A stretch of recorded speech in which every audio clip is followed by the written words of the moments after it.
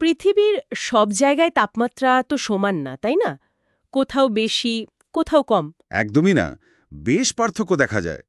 তো এই যে পৃথিবীর পৃষ্ঠ জুড়ে তাপমাত্রার একটা ছড়ানো ছিটানো অবস্থা, মানে যাকে বলে অনুভূমিক বণ্টন, আজ আমরা একটু সেটাই বোঝার চেষ্টা করব। আমাদের কাছে কিছু ভূগোল বিষয়ক তথ্য আছে। হ্যাঁ, মানে অক্ষাংশ বরাবর তাপমাত্রাটা কিভাবে বদলায় আর কেনই বা বদলায়, এই বিষয়গুলো আর কি। ঠিক। চলুন তাহলে শুরু করা যাক। প্রথমেই এর কিছু সাধারণ বৈশিষ্ট্য দেখে নিই। যেমন আমরা জানি নিরক্ষরেখার আশেপাশে মানে ক্রান্তীয় অঞ্চলে গরমটা বেশি থাকে। হ্যাঁ, কারণ ওখানে সূর্যরশ্মিটা বেশ খাড়াভাবে পড়ে, প্রায় লম্বভাবে। আর যত মেরুর দিকে যাওয়া যায় রশ্মিটা কেমন যেন তির্যক হয়ে পড়ে। হ্যাঁ, তাই শক্তিটা ছড়িয়ে যায়, ফলে ঠান্ডাও বেশি। কিন্তু শুধু গড় তাপমাত্রা দিয়ে বিচার করলে কি চলে? না না, ওখানেই তো সমস্যা। গড় বার্ষিক তাপমাত্রা নিলে, মানে ঋতু অনুযায়ী যে তাপমাত্রার বিশাল একটা ওঠানামা হয়, ধরুন শীতের কনকনে ঠান্ডা বা গ্রীষ্মের চরম গরম, সেই ব্যাপারটা ঠিক ধরা পড়ে না। ও আচ্ছা, মানে চরম অবস্থাগুলো ঢাকা পড়ে যায়। একদম। আর এই বিন্যাসটা ভালোভাবে বুঝতে সমষ্ণ রেখা বা আইজোথার্মস খুব সাহায্য করে। হ্যাঁ, ওই যে ম্যাপে দেখা যায় আঁকাবাঁকা লাইনগুলো সমান তাপমাত্রার জায়গাগুলোকে জোড়ে, তাই তো? ঠিক তাই। আর মজার ব্যাপার হলো, এই রেখাগুলো কিন্তু সরল রেখা নয়। স্থলভাগ থেকে জলভাগে যাওয়ার সময় এরা বেঁকে যায়। তাই নাকি? কোন দিকে বাঁকে? গ্রীষ্মকালে নিরক্ষরেখার দিকে, আর শীতকালে মেরুর দিকে। এর কারণটা হলো, মানে স্থল আর জল তো একই হারে গরম বা ঠান্ডা হয় না। ঠিক ঠিক। স্থল তাড়াতাড়ি গরম হয়, তাড়াতাড়ি ঠান্ডাও হয়। একদম। আর দেখুন, নিরক্ষীয় অঞ্চলে এই রেখাগুলো বেশ দূরে দূরে থাকে, মানে তাপমাত্রার পরিবর্তনটা ধীরে ধীরে হয়। আচ্ছা। কিন্তু মেরুর দিকে গেলেই দেখবেন রেখাগুলো খুব কাছাকাছি চলে আসে। তার মানে ওখানে অল্প দূরত্বে তাপমাত্রার অনেকটা পরিবর্তন হয়, যাকে বলে তাপীয় ঢাল বা থার্মাল গ্রেডিয়েন্টটা বেশি। বুঝলাম। আর বেশিরভাগ রেখা তো পূর্ব পশ্চিমে ছড়ানো, তাই না? যা দেখে বোঝা যায় অক্ষাংশটাই আসল ব্যাপার। অক্ষাংশই প্রধান নিয়ন্ত্রক। তবে উত্তর আর দক্ষিণ গোলার্ধে একটা পার্থক্য আছে। কি রকম? দক্ষিণ গোলার্ধে জলভাগ অনেক বেশি, তো তাই রেখাগুলো মোটামুটি সমান্তরাল সোজা। কিন্তু উত্তর গোলার্ধে স্থলভাগ বেশি থাকায় ওখানে কি রেখাগুলো বেশি আঁকাবাঁকা? হ্যাঁ, স্থল আর জলের প্রভাবে বেশ পেঁচিয়ে যায়। আর এখানেই চলে আসে সমুদ্র স্রোতের ভূমিকা। ওহ, সমুদ্র স্রোত তাপমাত্রা বদলায়? অবশ্যই। ধরুন, উপকূলার কাছে যদি ক্যালিফোর্নিয়া বা বেঙ্গুয়েলার মতো ঠান্ডা স্রোত থাকে, হ্যাঁ। তাহলে ওখানকার জলটা ঠান্ডা থাকে। তাই সমষ্ণ রেখা নিরক্ষরেখার দিকে, মানে ভেতরের দিকে বেঁকে আসে। আবার ধরুন, উষ্ণ উপসাগরীয় স্রোত বা কুরুশীয় স্রোত, তাহলে উল্টোটা হবে? ঠিক তখন রেখাগুলো মেরুর দিকে বেঁকে যায়। মানে ওই উপকূলটা তুলনামূলকভাবে গরম থাকে। বাহ, দারুণ তো। আচ্ছা, আর মহাদেশগুলোর ভেতরের দিকে কি হয়? মহাদেশের ভেতরে ব্যাপারটা আবার অন্যরকম। শীতকালে যেমন কনকনে ঠান্ডা, গ্রীষ্মকালে তেমনই প্রচণ্ড গরম। বার্ষিক তাপমাত্রার পার্থক্যটা অনেক বেশি। সেই স্থল আর জলের খেলার জন্যেই তো।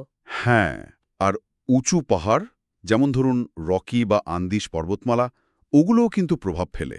সামুদ্রিক হাওয়াকে ভেতরে ঢুকতে বাধা দেয়।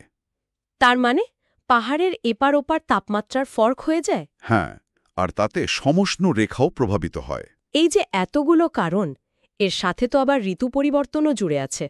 মানে বছর জুড়ে এই ছবিটা বদলাতে থাকে? অবশ্যই বদলায়। জানুয়ারি আর জুলাই মাসের তাপমাত্রার ম্যাপ দেখলে ব্যাপারটা খুব পরিষ্কার বোঝা যায়। জানুয়ারিতে কি হয়? তখন তো উত্তরে শীতকাল। ঠিক, জানুয়ারিতে উত্তর গোলার্ধের মহাদেশগুলো খুব ঠান্ডা হয়ে যায়।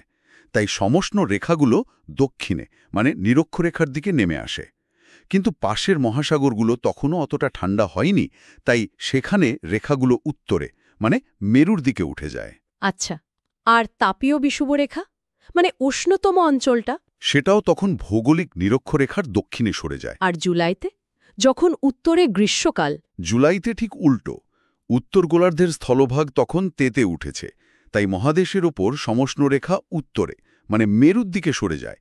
আর জলভাগ তুলনামূলক ঠান্ডা থাকায় সেখানে রেখাগুলো দক্ষিণে, মানে নিরক্ষরেখার দিকে নেমে আসে। আর তাপীয় বিষুবরেখা তখন উত্তরে? হ্যাঁ, তখন তাপীয় বিষুবরেখা উত্তর গোলার্ধে চলে আসে। আর দক্ষিণ গোলার্ধে তখন তো শীতকাল, তাই ওখানে সমষ্ণ রেখাগুলো খুব কাছাকাছি চলে আসে। মানে তাপমাত্রার পার্থক্যটা বেশ তীব্র। তাহলে পুরো ব্যাপারটা দাঁড়াচ্ছে যে অনেকগুলো বিষয় একসাথে কাজ করছে এই তাপমাত্রা নিয়ন্ত্রণের জন্য। মূল কারণগুলো যদি একটু গুছিয়ে বলি, প্রথমত অক্ষাংশ, মানে সূর্যরশ্মি কিভাবে পড়ছে। হ্যাঁ, সেটা তো প্রধান। তারপর উচ্চতা, যত উপরে ওঠা যায় তত ঠান্ডা। ওই যে নর্মাল ল্যাপস রেট বলে, প্রতি কিলোমিটারে প্রায় 6 ডিগ্রি কমে যায়। হ্যাঁ, কারণ বায়ুচাপ কমে, বাতাস প্রসারিত হয় আর ঠান্ডা হয়ে যায়। তারপর ধরুন স্থলভাগ আর জলভাগের বন্টন। এদের তাপ গ্রহণ আর ছাড়ার ক্ষমতা তো আলাদা। ঠিক, তাই উপকূল আর মহাদেশের আবহাওয়া ভিন্ন হয়, আর সমুদ্র স্রোত তো আছেই, ঠান্ডা বা গরম। প্রচলিত বায়ুপ্রবাহ তো তাপ বয়ে নিয়ে যায়।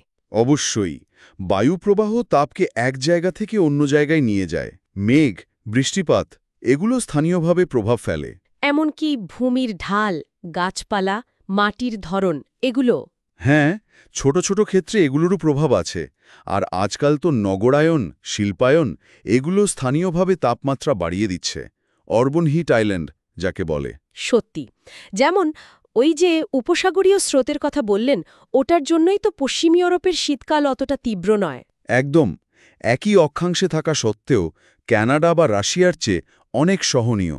আবার সাইবেরিয়ার চরম ঠান্ডার কারণ হল মহাদেশীয় অবস্থান, মানে স্থলভাগের দ্রুত তাপ হারানোর ক্ষমতা। তাহলে আমরা দেখলাম যে পৃথিবীর পৃষ্ঠে তাপমাত্রার এই যে অনুভূমিক বন্টন, এটা আসলে বেশ জটিল একটা প্রক্রিয়া। অনেক কিছু এর ওপর প্রভাব ফেলে। হ্যাঁ, অক্ষাংশ, উচ্চতা, স্থল জল, সমুদ্র স্রোত, বায়ু, ঋতু পরিবর্তন সব মিলিয়ে একটা মিশ্র প্রভাব। আর সমষ্ণ রেখাগুলো এই জটিল বিন্যাসটাকেই সুন্দরভাবে দেখায়। প্রাচীনকালে তো এই তাপমাত্রার পার্থক্যের ভিত্তিতেই পৃথিবীকে কয়েকটা তাপমণ্ডলে ভাগ করা হয়েছিল, তাই না? উষ্ণমণ্ডল, নাতিশীতোষ্ণ। হ্যাঁ, হিমমণ্ডল ইত্যাদি। কিন্তু এখন একটা প্রশ্ন মনে আসে, আজকের দিনে বিশেষ করে জলবায়ু পরিবর্তনের এই সময়ে শুধু এই বড় বড় তাপমণ্ডলের ধারণা দিয়েই কি সবকিছু ব্যাখ্যা করা যায়? মানে আপনি বলতে চাইছেন স্থানীয় বিষয়গুলো আরও গুরুত্বপূর্ণ হয়ে উঠছে। হ্যাঁ, মানে কোনো জায়গার প্রকৃত জলবায়ু বুঝতে হলে হয়তো উচ্চতা, ভূমিরূপ, এমনকি মানুষের কাজকর্মের প্রভাব এই বিষয়গুলোকে আরও বেশি গুরুত্ব দেওয়া দরকার কিনা, এটা কিন্তু ভাবার মতো একটা বিষয়।